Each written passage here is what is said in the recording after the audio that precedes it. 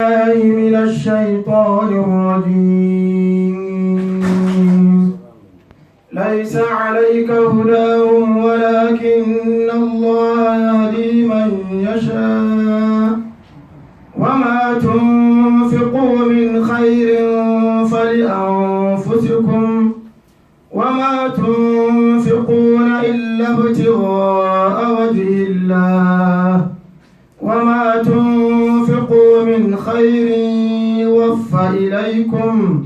يوفى إليكم وأنتم لا تظلمون. أعوذ بالله السميع العليم من الشيطان الرجيم. بسم الله الرحمن الرحيم. الحمد لله رب العالمين والصلاة والسلام على أشرف المرسلين. أما بعد ليس عليك هداهم. This ayah, this verse, the reason for its revelation was that the Prophet ﷺ told the Sahaba that they should stop giving sadaqah to the fuqara, the poor people among the disbelievers. That is, the needy among the disbelievers. They don't have to spend and give them fi sabilillah. Maybe that one can be a measure, that is a way of forcing them to enter in Islam. Some ulama to say no, some of the Sahaba were having relatives who were non-Muslims, and they refused to spend money, show kindness for them. They laid conditions for them that we will not spend money for you unless you embrace Islam. And Allah said, Laysa alayka hudahum. Allah told the Prophet, because according to this sabab al-nuzul, it was command given to them by the Prophet. And Allah subhanahu wa ta'ala was telling the Prophet that Laysa alayka hudahum, that their guidance is not your responsibility. You are not responsible to give them guidance. Your own is to preach. You know, if you come in Quran, we have about 2 or 3 types of hidayah. We have hidayah al-irshad, and we also have hidayah al-tawfiq. Hidayah al-irshad and hidayah al-tawfiq. Hidayah is guide, to guide people through preaching. Okay? But to guide them, to let them accept what you are telling them, for that one is not, you don't have that power. That one is the power of Allah. Because if you look in Quran, there is a place where Allah subhanahu wa ta'ala told the Prophet that إِنَّكَ لَتَهْدِي إِلَىٰ صِرَاطٍ مُسْتَقِيمٍ. He said, you the Prophet, you guide to the straight path. And in some place he said, إِنَّكَ لَا تَهْدِي مَنْ أَحْبَبْتَ وَلَكِنَّ اللَّهَ يَهْدِي مَنْ يَشَاءُ. You cannot guide the one that you want, but it is Allah who gives guidance. And this ayah was talking when his uncle Abu Talib was about to die, when the Prophet told him, I would like you to accept La ilaha illallah so that I can even try to defend you in the presence of Allah subhanahu wa ta'ala. And Allah subhanahu wa ta'ala told the Prophet that you don't guide the one you like. The guidance belongs to me. So this is the guidance of tawfiq. That is to force the person to practice your preaching. That one, you cannot do that one. But to guide them through advice, that is your responsibility. Just preach to them by the guidance for the people to accept what you are going to tell them. That one, it belongs to Allah subhanahu wa ta'ala. The same thing here. He stopped them from giving sadaqah to the kuffar. And Allah subhanahu wa ta'ala tell the Prophet that Laysa alayka hudahum. It's not your responsibility to give them guidance. وَلَكِنَّ اللَّهَ يَهْدِي مَنْ يَشَاءُ. But it is Allah who guides whom He, Allah subhanahu wa ta'ala, will. وَمَا تُنْفِقُوا مِنْ خَيْرٍ. Any charity you give for the sake of Allah, فَلِأَنفُسِكُمْ, then the benefit comes to you. You don't have to consider that the person, whether he's a Muslim or non-Muslim, whether he's a good man, as far as the person deserves the help, you have to assist him. You know, there is hadith, according to Abu Hurairah, the Prophet sallallahu alaihi wasallam said, a man said, لَا أَتَصَدَّقَنَّ اللَّيْلَ بِصَدَقَةٍ. This night I will give sadaqah. فَخَرَجَ بِصَدَقَتِهِ. So he came out with his sadaqah, فَوَضَعَهَا فِي يَدِ الزَّانِيَةِ. And it happened that the person that he gave the sadaqah was a zaniya, was a prostitute woman. فَوَضَعَهَا فِي يَدِهَا. And he gave her the sadaqah. فَأَصْبَحَ النَّاسُ يَتَحَدَّثُونَ. And people in the morning, people started, hey, تَصَدَّقَ عَلَى الزَّانِيَةِ. He gives a zakah or sadaqah to a prostitute woman. So they started blaming him. فَقَالَ. Then the man heard it. When he heard, he said, Alhamdulillah. Thanks belongs to Allah, or all praise belongs to Allah. Ala Zaniya. I thank Allah that my sadaqah has reached the hand of a Zaniya. The man heard it and he said that. Because you know that the sadaqah he did because of Allah, not because of her Zaniya. And he was not even aware that she was a Zaniya. You know, and he said, Alhamdulillah ala zaniya. Then he promised, he said, Atasaddaqanna al-layla bi sadaqah. This night again I will remove sadaqah. Because he didn't consider the first sadaqah to be invaluable. So the next after bi sadaqatihi fawadaha ala yadi. Then he put the sadaqah ala yadi ghani, in the hand of a person who is not a poor man. A person who don't deserve to take sadaqah. A person who is okay, who is a rich man. You know? And the next day they will wake up, يتحدثون يقول يعني تصدق على غني. This man today too, he gave his sadaqah to a rich man. And when the man heard it, he said, Alhamdulillah ala ghani. I thank Allah that my sadaqah has reached the hand of a ghani. Then he vowed, he made another promise. He said, La atasaddaqanna al-layla bi sadaqah. This night again, I will also give another sadaqah. فخرج بصدقته. And he came out with the sadaqah. فوضعها في يد سارق. Then he put the sadaqah in the hand of a thief. Somebody who is a robber. And the next day the people were complaining. They were saying that this man, he gave sadaqah to a thief. And the man heard it. The man said, Alhamdulillah ala sariq. I thank Allah that my sadaqah has reached sariq. So this man slept, and then they kept him in the night in sleep, and they told him that all the three sadaqah that he did, Allah subhanahu wa ta'ala has accepted all the three. They said the sadaqah he put in the hands of the zania, the prostitute woman. Maybe that money will even let her stop prostitution, because maybe because of poverty that forced her to do it. If the money you give her is enough, maybe she will use that money to trade and she will not fornicate again. And the sadaqah you put in the hand of the rich man, maybe he's stingy, he don't give sadaqah, he don't give fisabilillah, he don't remove zakat. So maybe by doing that, this will lead him to also start giving people sadaqah. You see? And they told him the sadaqah you put in the hand of the thief, maybe this one can also help him to stop stealing.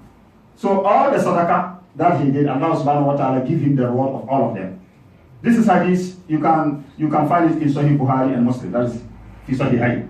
So which means, if you see somebody who is in need, he is going to die of hunger, he is in problem, you need to help him for the sake of Allah. Don't say he's a kafir or he's like this, so you not give him. Give for the sake of Allah. You will not give him only if you know if you give him, he use the thing to do bad. Maybe you know this one, if I give him, he's going to drink alcohol with it. Or maybe this one, if I give him, he's going to use it against Muslims. For that one, it's haram for you to give him. But if you are to give, to keep him surviving, وفي كل رطبة وفي كل كبد that's what the Prophet said. Anything, any living thing that you give something to eat, then you have ajr on it, even an animal. You see? So because of that, the Prophet sallallahu alaihi wasallam, Allah subhanahu wa ta'ala was telling him, "Laysa alayka hudahum." Their guidance is not your responsibility. وَلَكِنَّ اللَّهَ يَهْدِي مَن يَشَاءُ. But it is Allah who guides whom Allah subhanahu wa ta'ala wills. وَمَا تُنْفِقُوا مِنْ خَيْرٍ.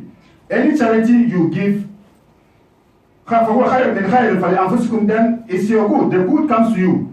وَمَا تُنْفِقُونَ. You people doesn't spend إِلَّا ابْتِغَاءَ وَجْهِ اللَّهِ, except you are looking for the pleasure of Allah. You spend in order to get the pleasure of Allah, not because of the person you are giving. You give sadaqah to have the pleasure of Allah, not for the sake of the person you are giving. وَمَا تُنْفِقُوا مِنْ خَيْرٍ. And anything you give in charity, يُوَفَّ إِلَيْكُمْ. Allah subhanahu wa ta'ala will give you the reward fully. That is يُوَفَّ إِلَيْكُمْ. You give you the reward completely without reducing it. Okay? وَأَنْتُمْ لَا تُظْلَمُونَ. Whereby you people will not be wrong. Allahu Akbar. So this means, if you are going to give for the sake of Allah subhanahu wa ta'ala, then Allah said للفقراء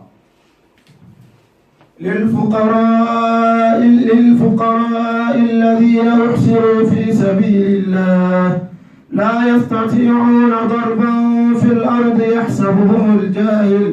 يحسبهم الجاهل أغنياء من التعفف تعرفهم بسيماهم لا يسألون الناس إلحافا وما تنفقوا من خير فإن الله به عليم. The sadaqah that you give the fuqara, it has to be given to the needy, the poor, those who don't have.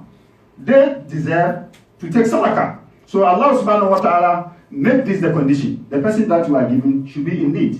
He didn't make condition of a Muslim or a non-Muslim because, just to open the way, the gate of doing good to humanity. Then Allah subhanahu wa ta'ala said, those who were blocked, that is, they reserved themselves for the sake of Allah. That is Ahlul Sufa.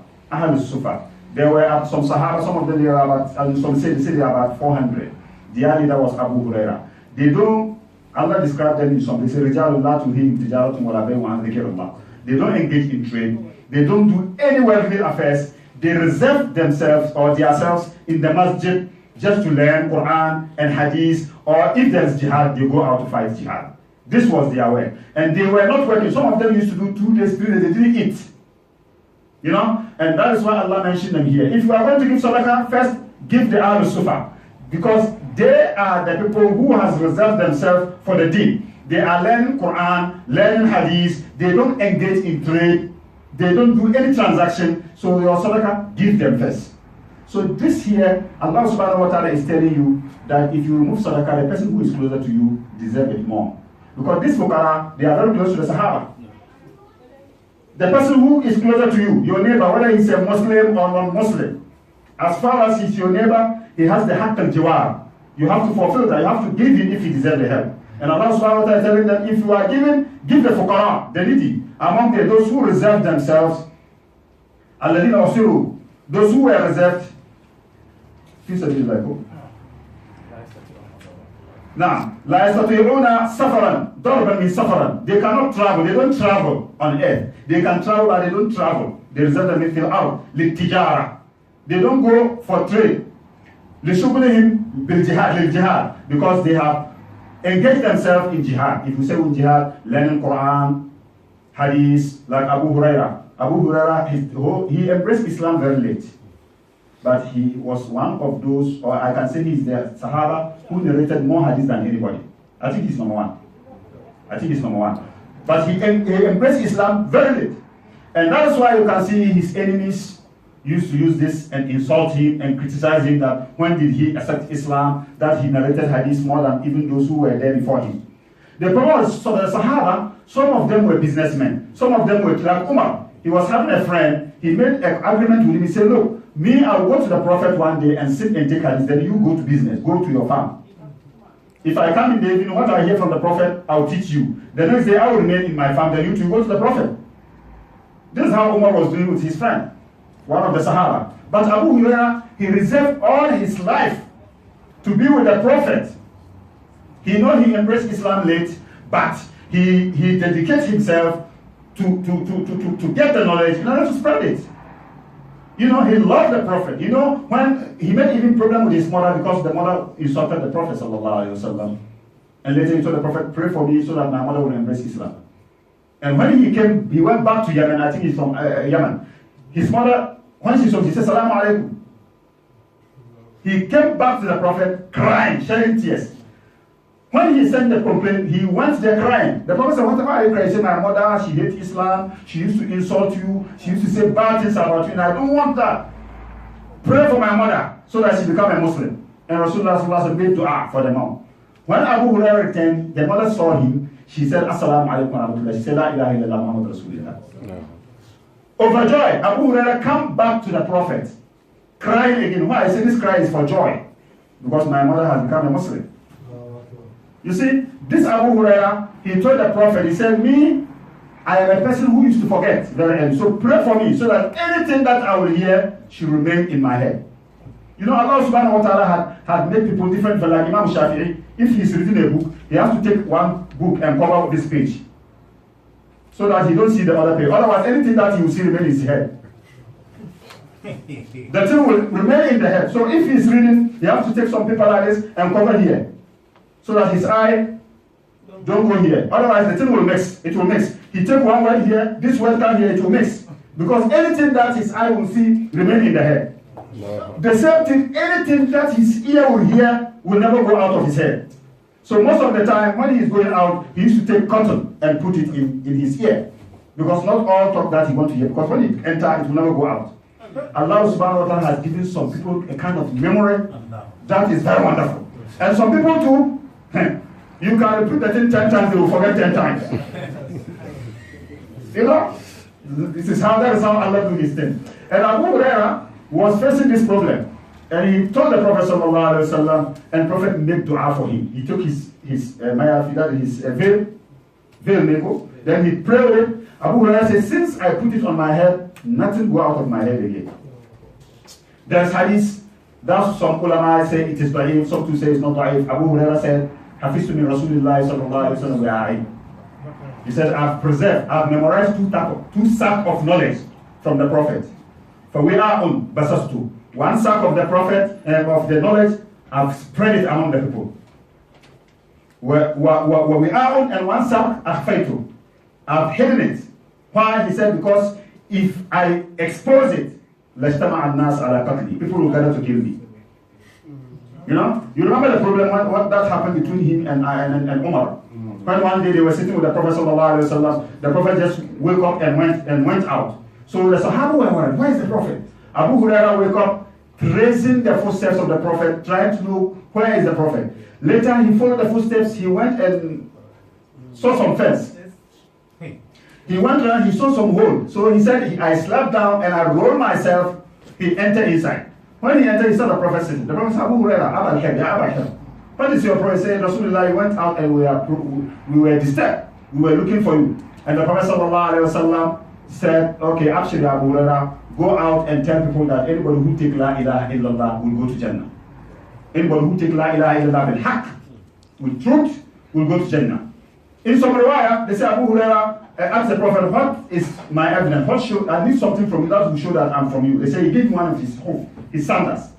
Abu Hurairah didn't get lucky. When he came out, he met Umar first. And he told Umar, Abshir ya Umar. Umar said, he told me, what is the news? He said, the Prophet said, anybody who take La ilaha illallah bil haqq will go to Jannah. Abu Hurairah, Umar slapped him, started beating him. He catch him, he put him forward, he brought him to the Prophet. He said, Ya Rasulullah. He said, what you said, repeat it in the front of the Prophet. He said, Ya Rasulullah, I told Umar that you said that anybody who accepts La ilaha illallah with truth will go to Jannah. Umar asked the Prophet, did you say that? And the Prophet said, yes, I told him. He said, La taqul dhalik fayattakilu. Don't tell them that. For them, they will take it for granted. People will take La ilaha illallah, they will not make salat, they will not make fasting, they will not make but the Prophet said, correct, he said, Man qala la ilaha illallah bil haqq. If you accept La ilaha illallah in truth, if the La ilaha illallah is truth, you have to pray.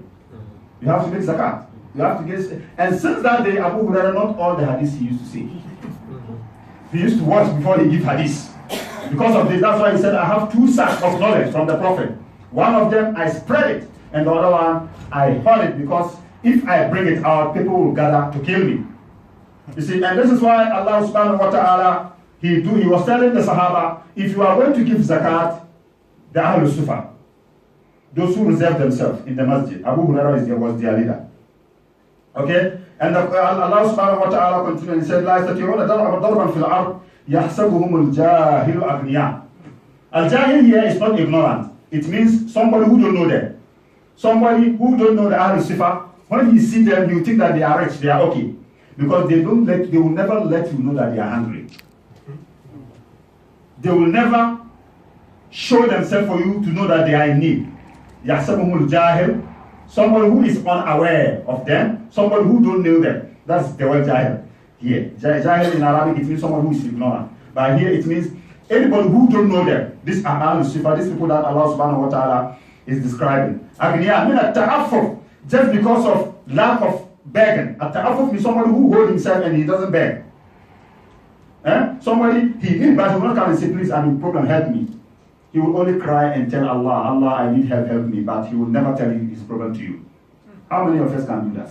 Unless those who are very strong in Iman. And if your Iman is very strong and you do that, always your problem will be solved.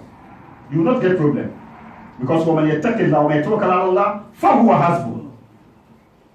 The Prophet sallallahu alayhi wa sallam said, وَاللَّهِ لَوْ تَتَوَكَّلُونَ عَلَى اللَّهِ حَقَّ تَوَكُّلِهِ. Had you believe people are going to depend on Allah with sincerity, Allah subhanahu wa ta'ala will give you sustenance just like the way he used to get birds. The birds wake up in the morning, their stomach is empty. By the end of the day, they will sleep whereby the stomach is full. But we are, even today, if you go home, we start thinking of what we eat tomorrow. And in Isa, if you look in the Bible, he said, don't think of the morrow, for the morrow will take care of itself. That's why he said, don't think of tomorrow. Tomorrow will take care of itself. But we will be sitting planning for 20 years. Can you guarantee me that you get the next minute? If we say, we need money to help the deen or to make something now, somebody maybe he has made my budget. At the end of the day, only take his I'm not saying don't plan, have to plan, it's good. Allah subhanahu wa ta'ala even teaches plan. هو الذي أتكفرون بالذي خلق الأرض في يومين. All this Allah is telling us, Nizam. Are you disbelieving with the Lord who creates the earth with 2 days? Allah can make it everything. But He make it gradually. To teach us Nizam. But if you plan, doesn't mean you have to put your trust in your plan. That's what Quran says, فَإِذَا عَزَمْتَ فَتَوَكَّلْ عَلَى اللَّهِ. If you plan and you make the intention, put your trust on Allah. Don't let your trust go in your intelligence or your smartness. Always depend on this is how the Sahaba were doing. يَحْسَبُهُمُ الْجَاهِلُ أَغْنِيَاءَ. Somebody who don't know them will think they are okay. مِنَ التَّعَفُّ, because of lack of begging. They hold themselves, they prevent themselves from begging. Allah said, تَعْرِفُهُمْ بِسِيمَاهُمْ. You know them with their sign. What is the sign? At-tawada. They are very humble. Wal-khushu. And there are also the sign of fear of Allah with them. Anytime, all their speech is about taqwa. It's about Allah. It's about the Prophet. These are the signs that you see from them. You will never ever find them engaged in worldly talks, worldly speeches. These are their signs. Allahu Akbar. And Allah subhanahu wa ta'ala says, La yas'aluna an-nasa ilhafa. They don't ask people insistently. Insistently, like you ask somebody something, the person says, okay, come tomorrow. Tomorrow again you come. Or the person says, I don't have. Then you are forcing the person. You insist that the person should do this. They don't even ask nor insist. This is what the ayah is saying. They don't beg nor insist. وَمَا تُنْفِقُوا مِنْ خَيْرٍ. Everything that you spend is good for the sake of Allah. فَإِنَّ اللَّهَ بِهِ عَلِيمٌ. Then you have to know that Allah subhanahu wa ta'ala is aware of it. May Allah accept our sadaqat. الذين ينفقون أموالهم بالليل والنهار سرا وعلانية فلهم أجرهم عند ربهم ولا خوف عليهم ولا هم يحزنون. الذين ينفقون أموالهم, those who spend their money بالليل, at night, والنهار, and also in the daytime, سرا, in secret, وجهرا وعلانية, also in public. According to some of the tafasir, according to Ibn Abbas, this thing that I'm saying, you can find it in Tafsir al-Maraghi, and also Ibn Hajar al-Asqalani brought it in Fathul Bari. According to Abdullah ibn Abbas, he said this ayah was revealed on Ali ibn Abi Talib, radiallahu anhu. He went and worked the whole day, and then at night, in the evening, after he finished his work, they paid him, they gave him his salary. Like someone who went, you go and do 8 hours, but this one they don't mark you, you finish now, they give you his money. He take the money, they gave him Arba dirham, he got 4 dirham. Then that night he used 1 dirham, he made sadaqah 1 dirham. That night, he didn't sleep, unless he made sadaqah 1 dirham. Well, dirham naharan, at the daybreak, he also gave another 1 dirham sadaqah. Well, dirham is sirran, and he gave another person 1 dirham in secret, nobody saw it. What with dirham alaniya, and he came in people, somebody was sitting, he gave the person also 1 dirham in public. He worked the whole day, he got 4 dirham, he didn't eat some. He spent all his ability. You know why? Because he knows that this is the best investment. He knows that this is what he will get after his death. So he didn't hesitate in giving. You know? So this ayah came. And Allah said, Alladina yunfiquna amwalahum. Those who spend their wealth, bilay, at night, just like the way he give at night. Wan nahar, in daytime too. Sirran, in secret, wa alaniya. فَلَهُمْ أَجْرُهُمْ عِنْدَ رَبِّهِمْ. They have their full reward with their Lord. وَلَا خَوْفٌ عَلَيْهِمْ. There is no fear on them. There's no fear that because I spend, I will not get something to eat. I will be poor. They don't fear that giving will let them be poor. At the same time, they will not grieve after death. They will not regret the sadaqah they give. Allahu Akbar. May Allah give us the heart of giving.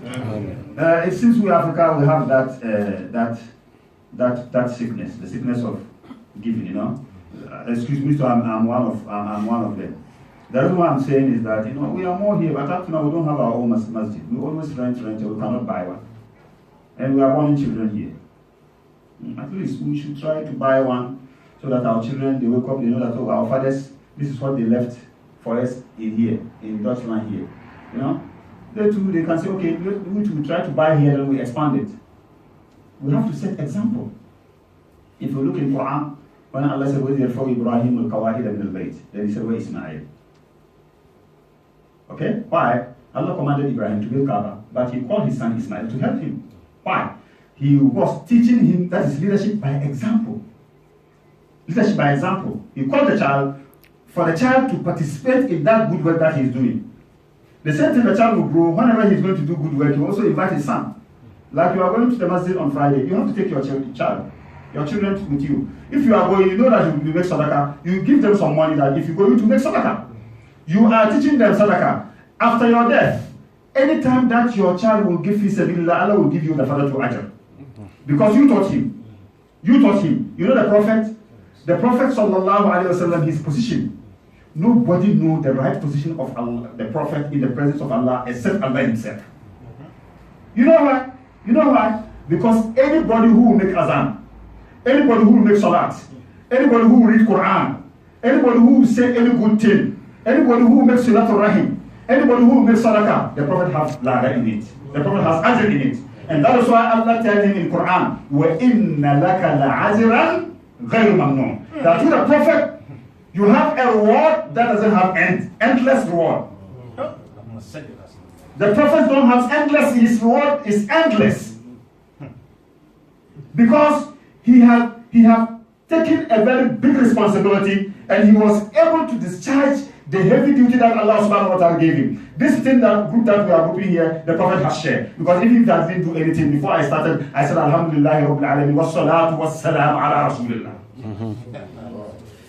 And also, in your salat, every day you read at-tahiyyat, you make salat for Rasulullah. And after that, Allah said, Inna Allah wa malaikatahu yusalluna ala nabi. Even if they don't give him ajr, this salat that Allah do for Rasulullah is okay.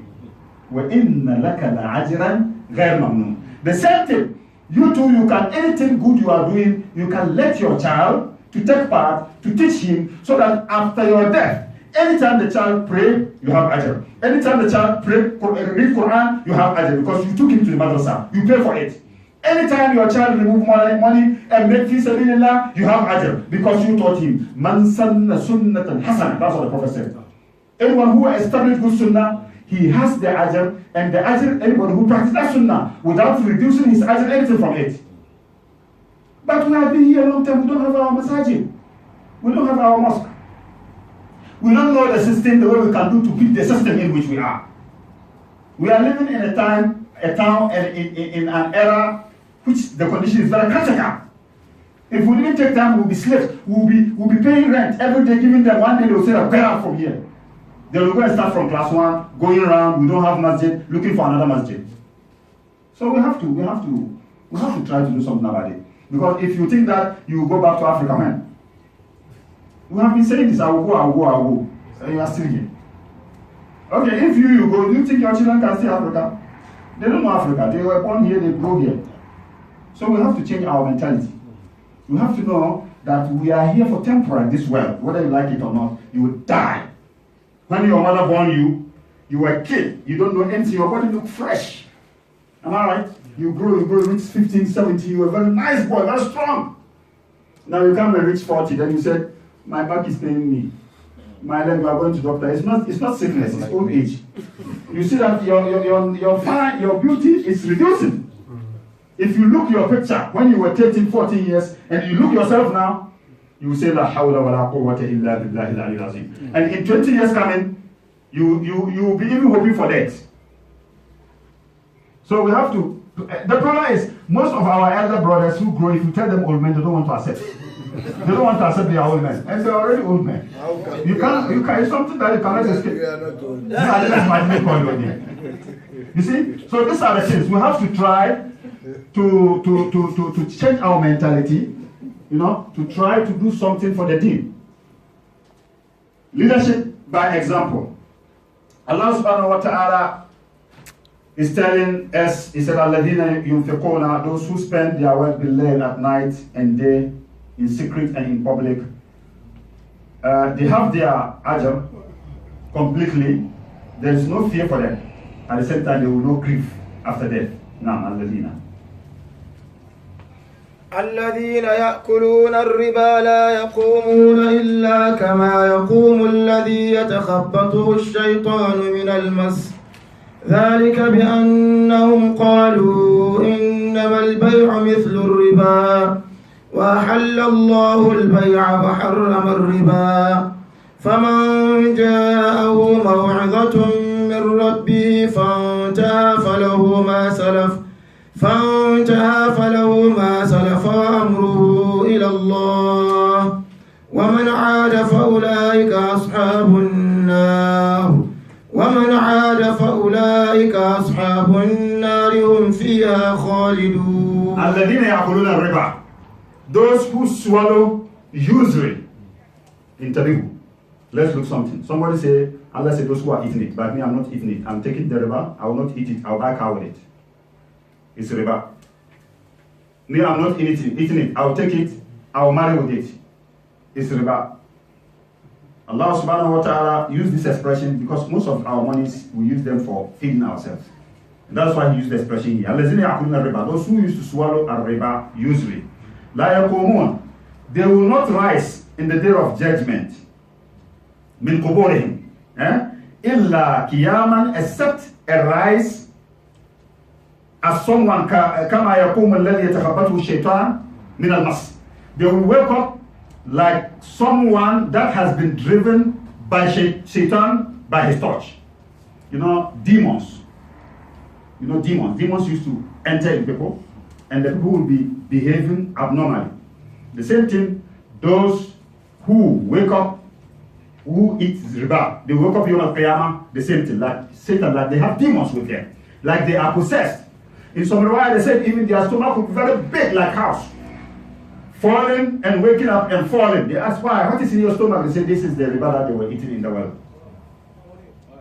Allahu Akbar.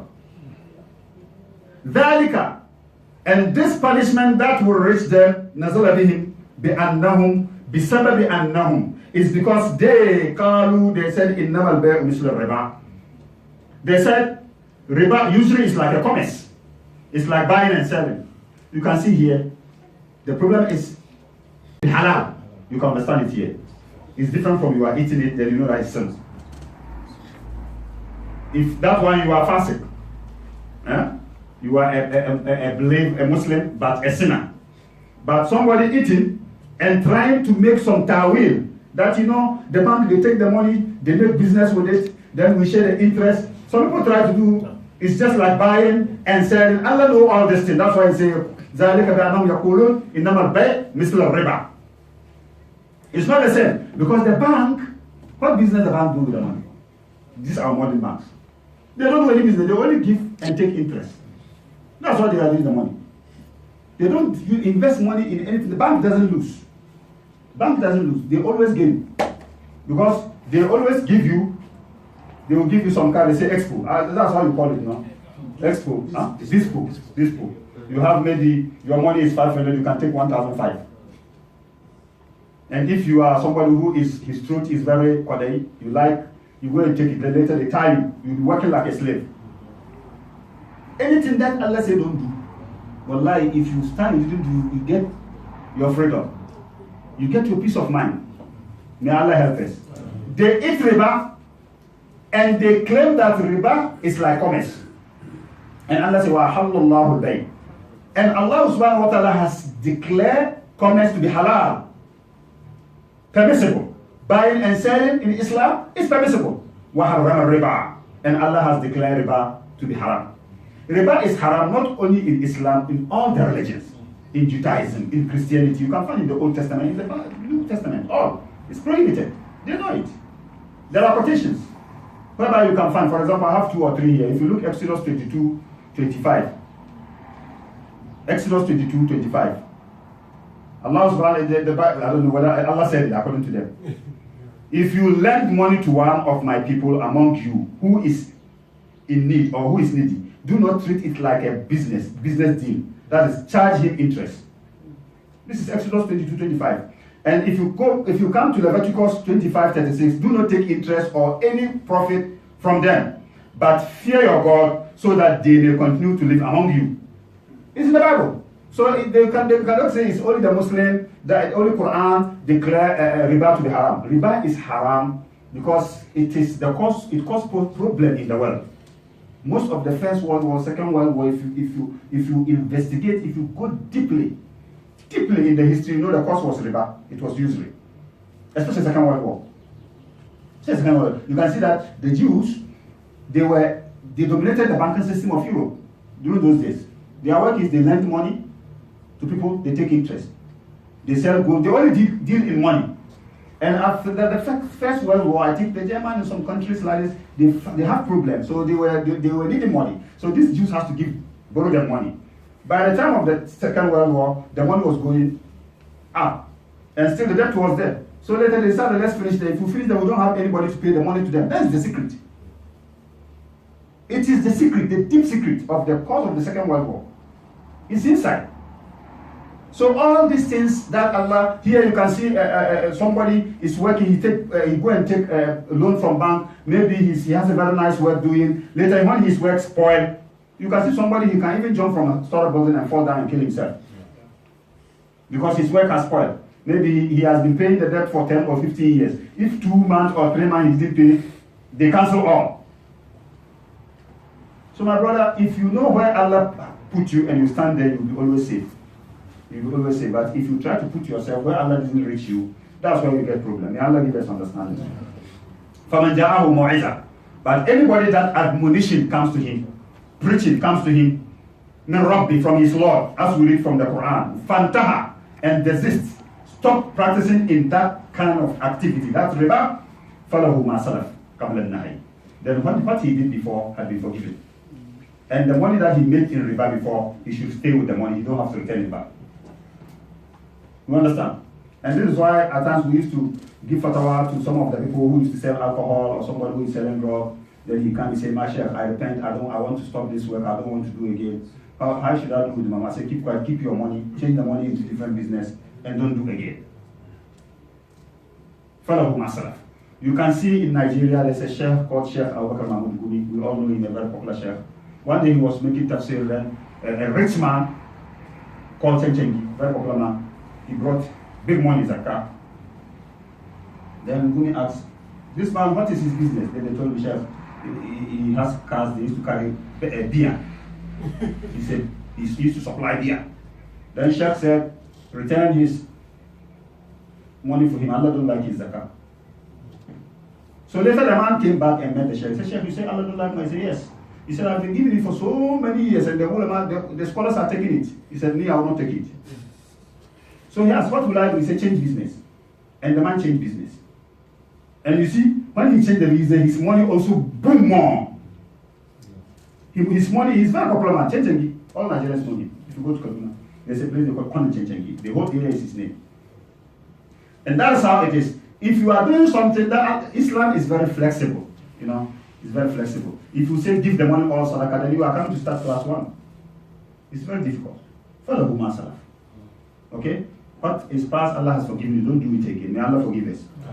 Anybody that admonition comes to him from his Lord, fantaha, and desist and actually stop eating it, what he get before the prohibition is being forgiven. His decision of forgiveness is Allah. That one depends on the hand of Allah. Allahu Akbar.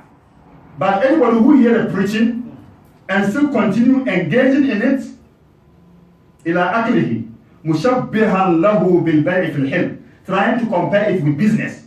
Like the bank, they used to take the money and make the business with and share interest. This was how people used to say. فَأُولَٰئِكَ أَصْحَابُ النَّارِ. Allah said, they will be in hell, هُمْ فِيهَا خَالِدُونَ. They will remain in hell forever and ever. You know why they will remain forever and ever? Because they declare it to be halal. Okay? Because there is no any sin that you do if you are Muslim that Allah will punish you to remain in hell forever apart from shirk. So here you can see that they will remain in hell forever and ever if only they declare they see the thing to be halal. May Allah forgive us. يمحق الله الربا. يمحق الله الربا ويربي الصدقات والله لا يحب كل كفار أثيم. يمحق الله الربا. Allah subhanahu wa ta'ala wipe the blessing, the barakah in riba. If you make money through riba, no matter how the money is made, you see there will be no barakah in it. يمحق الله الربا. Allah subhanahu wa ta'ala will wipe the barakah in riba. Allahu Akbar. وَيُرْبِ الصَّدَقَاتِ, and increase any money that you used to give zakat and give sadaqah in it. Allah will put barakah in it. And barakah increase money. You can see somebody has plenty money. Because there is no barakah in the money, he cannot do anything with it. Somebody can get it small, there is barakah, and you see, you do a lot of things with it.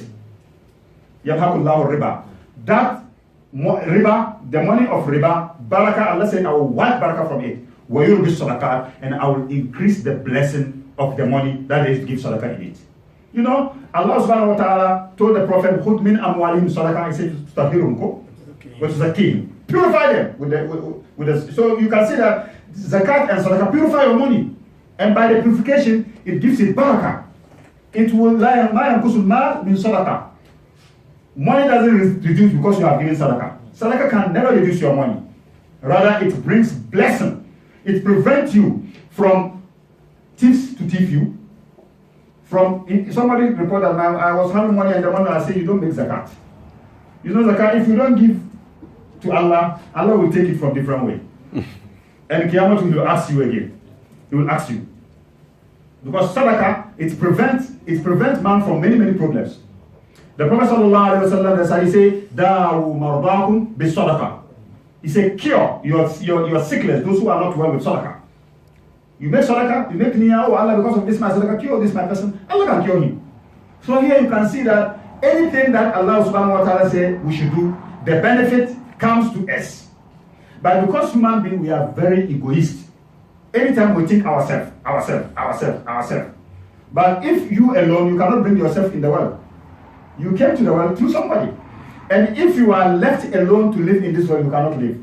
And that is why when Allah subhanahu wa ta'ala, He created Adam, He put Adam in Jannah alone. He said, no, Adam will not be comfortable when he's alone. And He created his wife from his ribs, so that he can have a company. So you are a social animal. And Allah subhanahu wa ta'ala didn't make all of us equal. He made some people rich, some people poor, some people strong, others weak, some people knowledgeable, some people don't have knowledge, some people are healthy, some people are sick, so that we can be supporting each other. If Allah subhanahu wa ta'ala make all of us rich, we cannot stay in this world. Nobody will respect nobody. If we are all rich, then it means you alone have to build your own house. You don't have to take medicine. Because everybody is rich, nobody is coming to do work for you. You have to sew clothes for your own self and wear. Yeah? You have to go and farm for yourself. If you're sick, you have to treat yourself.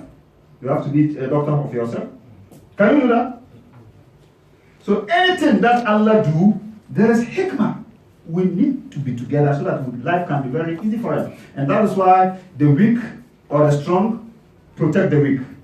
The rich support the poor. Those who are in power, the chiefs, they have mercy for their subject, so that life can go on. So, my brothers, we have to know that Allah subhanahu wa ta'ala is telling us that riba, He take the barakah, and sadaqah, He put barakah. Wallahu la yuhibbu kulla kaffarin athim. Allah don't want anybody who is a kafar, a very deep in disbelief, and a very sinner. Allah don't like that. Now, إن الذين آمنوا وعملوا الصالحات وأقاموا الصلاة وآتوا الزكاة لهم أجرهم عند ربهم ولا خوف عليهم ولا هم يحزنون. إن الذين آمنوا, those who believe in Allah, Iman. This is a full chapter. وليس الإيمان بالتمني ولكن ما وقر في القلب وصدقه العمل. Iman is not something that we say with your tongue. It is something that's supposed to have root in the heart, and then the body to support it will work. This is Iman. And that is why Allah subhanahu wa ta'ala said, إِنَّ الَّذِينَ قَالُوا رَبُّنَا اللَّهُ ثُمَّ اسْتَقَامُوا. إِنَّ الَّذِينَ آمَنُوا. Here Allah, He used harf al-nasb wa ta'kid. Definitely, surely, really, those who believe. وَعَمِلُوا الصَّالِحَاتِ. And do good deeds. What's a good work? Allah subhanahu wa ta'ala is talking to us here. إِنَّ الَّذِينَ آمَنُوا. Those who believe. Who are those who believe? They are إِنَّ الَّذِينَ قَالُوا رَبُّنَا اللَّهُ ثُمَّ اسْتَقَامُوا. Those who accept La ilaha illallah because they said Allah is our Lord. Those who said Allah is our Lord. You say Allah is your Lord by accepting La ilaha illallah Muhammad Rasulullah. ثُمَّ اسْتَقَامُوا. And then stand upon that. How are we stand upon it? You stand upon it by anything that Allah say do, you do. Anything that Allah say don't do, you stay away from it. And Allah say, Ati'u Allah wa ati'u Rasul. Follow Allah and follow the Prophet. The same thing, anything that the Prophet said do, you do. Anything that the Prophet said don't do, you stay away from it. This is istiqamah. This means there is not any way by which you can worship Allah for Allah to accept, except on the way that Allah sent the Prophet and the Prophet teaches. And so if you do that, you are not qualified. وَعَمِلُوا الصَّالِحَاتِ. Do it for the sake of Allah. Two things. Do it the way Allah sent Prophet Muhammad with it. And also do it for the sake of Allah. This is ikhlas. This is amal salih. Okay? If you do it for the sake of Allah, but you didn't do it as Allah said, for example, I'm going to pray Salat al-Fajr. I know Fajr can have to pray. But Salat al-Fajr, Allah subhanahu wa ta'ala said in Quran that Inna Salat kanat al-mu'minina kitab mawquta. We know the time. By Quran didn't tell us the quantity of the rak'ah. Am I right? But the sunnah the Prophet said is 2 rak'ah. Then you say, okay, I'm coming to pray Salat al-Fajr, but me, I'm very strong. I can do more than 2. Although the Prophet said it's 2, so me, I'm very strong. I can do more than 2. Then you do 8 or 10. You do it for the sake of Allah, but you didn't do it the way the Prophet teaches. Allah will not accept it. Allah will not accept it. If you want to do nafla, you have power. At night, don't sleep. Make tahajjud. You can do 2,000 rak'ah, no problem. Nobody will stop you. Like Usman radiallahu ta'ala, he used to finish the whole Quran in 1 rak'ah. In 1 rak'ah. He prayed 1 rak'ah with the whole Quran. If you can challenge it, you can do more than I do. No problem. But Salat al-Fajr, you have to do it 2. Salat al-Zuhr, you have to do it 2. Salat al-Asr, you have to do it 4. Zuhr is 4, Asr 4, Maghrib 3. You cannot say me, I'm very strong. Like this Maghrib will say, man will say, find a chair and sit up on it because this Maghrib I'm going to do it 11. It will not be accepted. You have to do it the way the Prophet ﷺ teaches. And after the way the Prophet teaches, you have to do it with ikhlas for the sake of Allah. That is وَعَمِلُوا الصَّالِحَاتِ. And anybody who always worship and do as Allah said the Prophet to teach us, and also do it with ikhlas. Allah said in the Quran, مَنْ عَمِلَ صَالِحًا مِنْ ذَكَرٍ أَوْ أُنْثَىٰ وَهُوَ مُؤْمِنٌ فَلَنُحْيِيَنَّهُ حَيَاةً طَيِّبَةً. Anybody who will do good deeds, who will do it like the way I sent Muhammad with it, sallallahu alaihi wasallam, and with ikhlas, will let him live a very good life on this earth. وَلَنَجْزِيَنَّهُمْ أَجْرَهُمْ بِأَحْسَنِ مَا كَانُوا يَعْمَلُونَ. And we will give them the reward of the deeds too in the hereafter. You see, Allah promised that here in this world, you live a very nice life. You can see it clearly. If you live Islamic, you practice your deen. Anything Allah says is not good, you don't do. You don't go to club. You don't go to where somebody will drink and booze and come and take some bottle and hit your head with it.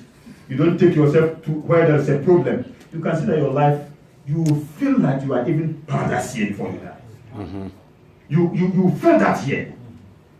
Allah subhanahu wa ta'ala will give you a kind of peace of mind. You will see the blessing. Even if people see you, they will see the nur. They will see the light in you. We used to take our children to the university, to the school, to have good education. If they don't fear Allah, it becomes zero. The fear of Allah, let your children learn, but let the heart of your children be used to masjid. Let the heart of your children love Quran. Let the heart of your children love Sunnah, love the Prophet, follow in his footsteps. By doing that, you see a kind of bright future that your children will have even before they grow. You see the same thing, you see the sign in them. Allah swear, He said, Wallahi, I will let them live good life. So, in the Ladina Amanu, those who believe, وَعَمِلُوا الصَّالِحَاتِ and do good deeds, وَأَقَامُوا الصَّلَاةِ they do salah. They do it according to their time. They don't wake up in the morning because there is school, so they make Fajr, Zuhur, Asr, Maghrib, Isha before they go out. If Salat reach them, no problem, I've already prayed all at home. It's not accepted. In the Salat, the same thing, they cannot delay the Salat, they come at night, they join Fajr, Zuhur, Asr, Maghrib, Isha, they do all. Tariq Salat. It's not accepted. Salat has specific time. Today, some people are giving some fatwa, they say that we are in long day, short night. We used to make, how do you call it, we make Maghrib, Isha, and then day break. So, Sheikh, let's join Maghrib and Isha together so that people can be free. Then my question always is, had it been they said they should work that time so that they will give them money, nobody will complain. Nobody will complain. People used to go night. Even some people used to work night, they come there, they don't sleep, they go there work again. Because they know that they are going to take the reward here in the world. But for Allah, because they know the reward, you don't see it here.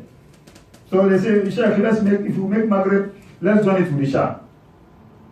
I say no. Some people give some fatwa.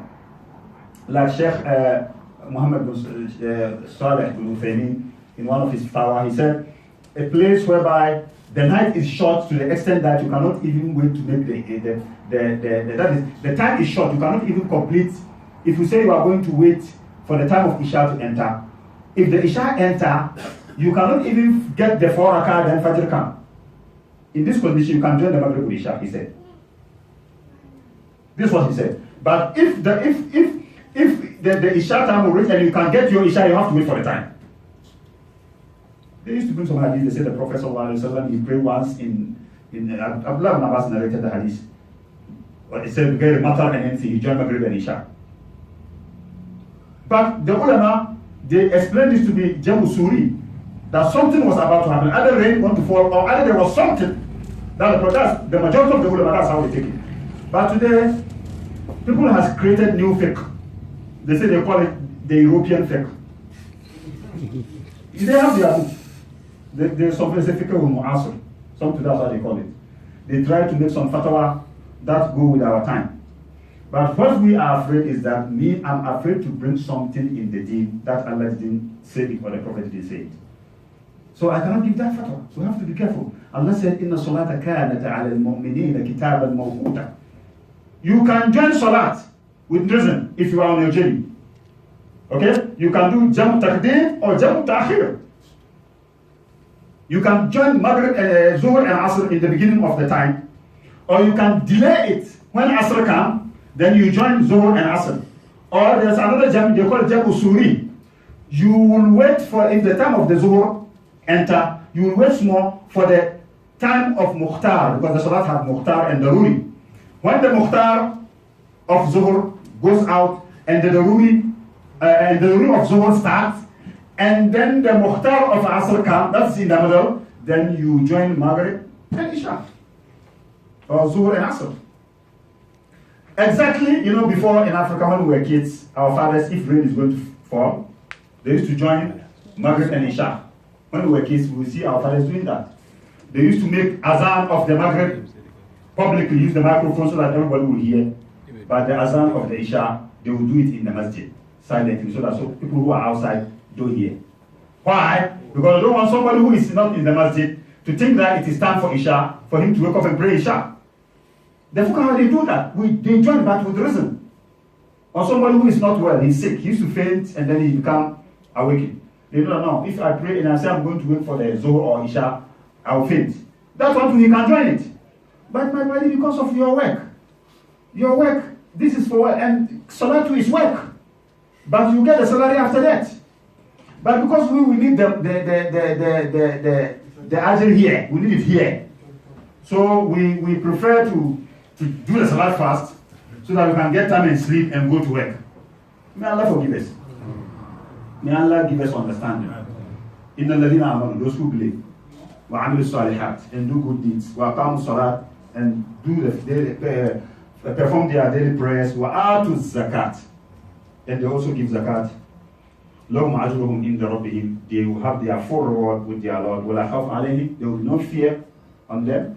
Wala hum yahzanun, neither will they grieve. Ya ayyuhalladhina amanu. يا أيها الذين آمنوا اتقوا الله وذروا ما بقي من الربا إن كنتم مؤمنين. يا أيها الذين آمنوا, oh you who believe, اتقوا الله, fear Allah, fear Allah, fear Allah. Anything that you fear, you run away from that thing. Am I right? As we are sitting here, if lion enter here, I think Malam Hussein will be the first person to disappear from here. You see? If we see something that we don't like, we run away. But Allah, if you fear Him, you don't run away from Him. Rather, you run and go to Him. Allah said in Quran, فَفِرُّوا إِلَى اللَّهِ. Run to Allah. Because if you run from Allah, do you think the place that you are running to, that place, is there anybody there who can save you? So you have safety if you come to Allah. So fear Allah means come to Allah, do things that Allah said do, things that Allah said don't do, stay away from it. That is your safety. Anything if you fear, you run from it, but apart from Allah. If you fear Allah, then run and go to Him. When Allah said, فَفِرُّوا إِلَى اللَّهِ, He said, إِنِّي لَكُمْ مِنْهُ نَذِيرٌ مُبِينٌ. Is this a warning to you? I'm telling you, run and go to Allah. Because that is where you have your safety. Wattaqullah, fear Allah. Fear Allah, do the thing that He said you should do so that you don't fall in among those that Allah will punish. May Allah forgive us. Ittaqullah, fear Allah, wa dharu ma baqiya min al-riba. And stay away from what remains of usury. In kuntum mu'minin, if you are really believers in truth, with sincerity. Because it is the habit of the believer to obey the commandment of Allah subhanahu wa ta'ala. And Allah has told you that riba is haram. So fear Allah and stay away from it. فَإِن لَمْ تَفْعَلُوا, Allahu Akbar. Some ulama say this is the most severe warning in Quran. If you didn't listen to this that Allah is telling you, فَإِن لَمْ تَفْعَلُوا, if you didn't do what I'm telling you to do, to stay away from riba, فَأَذَنُوا بِحَرْبٍ مِّنَ اللَّهِ, then you have to know that Allah has declared war against you. وَرَسُولِهِ, and the Messenger of Allah also has declared war against you. And when they said that this ayah came, the Sahaba, they raised their hand. They said, "La taqata lana biharbin ma Allah." We don't have the power to fight Allah, so we have stopped riba. This is the Sahaba. May Allah forgive us. Fazl, for in tubtum, but if you repent, falakum ru'us amwalikum, then you have your capital. The measure of money belongs to you. Usula la tazlimuna bi ziyada, you will not be wrong by addition. Wala tuzlamun bi naqs, the same thing, you will not be wrong by reducing it. What you have got already belongs to you. Wa in kana dhu usratin, وإن كان ذو عسرة فنظرة إلى ميسرة وأن تصدقوا خير لكم إن كنتم تعلمون. وإن كان ذو عسرة, if the person that your money is with him is somebody who is in need, who is in hardship, he is poor, he don't have, فنظرة إلى ميسرة, give him a respite, give him time for him to pay. You know the hours before they give you loan, if they say pay it in 1 month, if the 1 month rich and didn't pay, they increase the money. When it exceeds the time, they increase the money. And Allah is telling you, if the time rich and the person is poor, give him respite. Don't add money to him. وَأَن تَصَدَّقُوا, even if you forgive him the money, خَيْرٌ لَكُمْ إِن كُنتُمْ تَعْلَمُونَ. It should have been better for you if you know. You give your money credit, your brother credit, you lend money, your brother lend money from you, you give him, pay me 1 month, and the time you see, you see that really my brother is in problem, you don't have. Allah said, if you know, you should have forgiven him. Because there's hadith. He said, anybody who will forgive a debt for his brother on the day of resurrection, Allah will forgive him all his sins. Allah. But today people are very hungry of money. It's very difficult. You see, the person who have iman will say, okay, I will this half for you. Half. Even that one he tried. And that's why Allah said, you don't even forgive him, but give him time, give him respite. Don't force it. Since you know that your brother is in hardship, when you can't do if you dash him the debt and take it like sadaqah, فَهُوَ خَيْرٌ لَكُمْ. It should have been better for you, لَوْ كُنْتُمْ إِن كُنْتُمْ تَعْلَمُونَ. If only you know that. Now, واتقوا يوما ترجعون فيه إلى الله ثم توفى كل نفس ما كسبت وهم لا يظلمون. Allah subhanahu wa ta'ala says, واتقوا يوما, fear day, ترجعون فيه إلى الله, that you all be returned in that day to Allah subhanahu wa ta'ala. Your brother lend money from you, the time has reached, he doesn't have money, forgive him, or even give him respite. Because the Prophet ﷺ said in hadith, Rawahu Muslim narrated, hadith Jabir, the Prophet said, Man anzara mu'sira, anybody who give somebody who is in need respite, time. The person has to give you money, the time has reached, you don't have the money, give him time. Or forgive him the debt. Azallahu Allahu fi zulli. Allah subhanahu wa ta'ala will put him under his shade on the day of resurrection. He will be under the shade of Al-Arsh. And that is why Allah said, إِن كُنْتُمْ تَعْلَمُونَ وَأَن تَصَدَّقُوا خَيْرٌ لَكُمْ إِن كُنْتُمْ تَعْلَمُونَ. And he said, وَاتَّقُوا يَوْمًا, fear someday, one day, تُرْجَعُونَ فِيهِ إِلَى اللَّهِ, that you will all be returned in that day to Allah subhanahu wa ta'ala. ثُمَّ تُوَفَّى كُلُّ نَفْسٍ. Then every soul will be paid, will be compensated بِمَا كَسَبَتْ min amalihi min khairin aw shar. He will be paid, he will be given the reward of all the work he did in this world, be it good or bad.